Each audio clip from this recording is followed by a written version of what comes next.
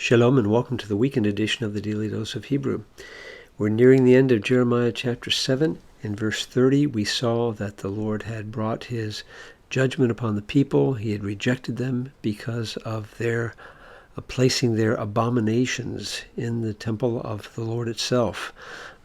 Their idolatrous practices coming into their very worship. And here he's going to add another indictment, a very severe indictment against God's people.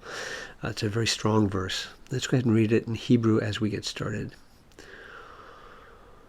Uvanu bamot hatofet asher bege ven hinom lisrof et benehem ve'et banotehem ba'esh asher lo tiviti velo alta al libi.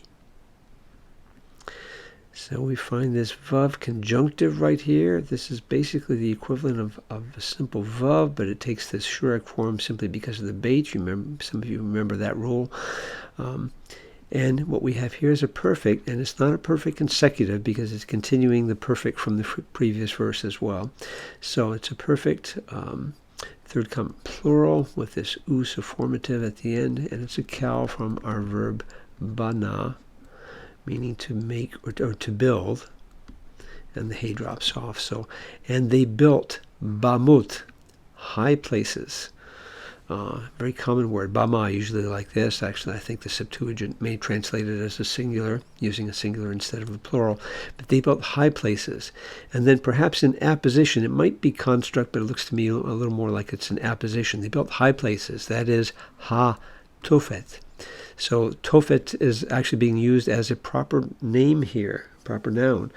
And this seems to be referring to a place, a particular location, which is in the valley of the son of Hinnom. So, Ge ben Hinnom, this is what's going to become later on Gehenna, the garbage dump on the south side of Jerusalem, this whole expression here. But these high places where this destructive, as we're going to see, actually the destruction of children, this is something that happened there at the time of Ahaz, who was a wicked king of Judah, and at the time of Manasseh, who was another wicked king of Judah, at least until he repented. But tragic events going on in this location. And Topheth was the name given to a particular place within that valley. So they built the high places, the Topheth, which is in the valley of Ben Hinnom.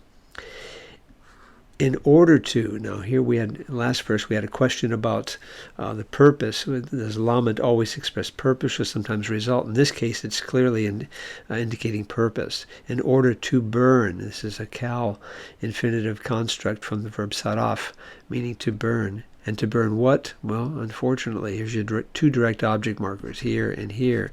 So it's their sons, and you can guess this, and their daughters. So banot is the plural of bat. So to burn their sons and their daughters in the fire.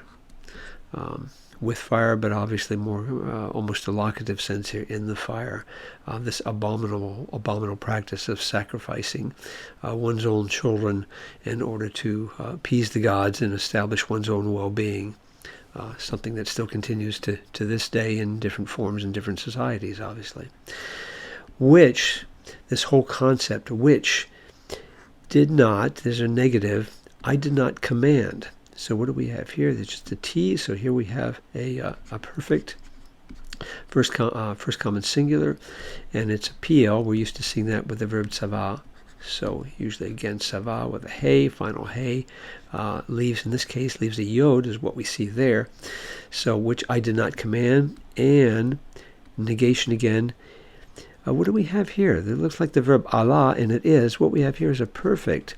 It's a 3FS with this ta ending on it from our verb Allah. This final hey turns to the tav, and then we add this formative on it. Well, why do we have the feminine here, which I did not command, and which it did not go up? Now, what's the it? What's this feminine it here? Well, it seems to be more of a general, nebulous concept, an abstract concept. That's this whole idea of burning children, sacrificing children in the fire. That is this abstract idea. And that is something, it did not go up upon my heart. In other words, it never entered into my mind. God says, I didn't command it, and it never came up upon my heart. It never entered into my thoughts. The heart obviously being the seat of the intellect and the will. This is something God never intended for his people in any way, shape, or form. Very, very strong indictment against God's people here. Wow, terrible actions. Well, let's hide our work here and look at a couple of translations with this.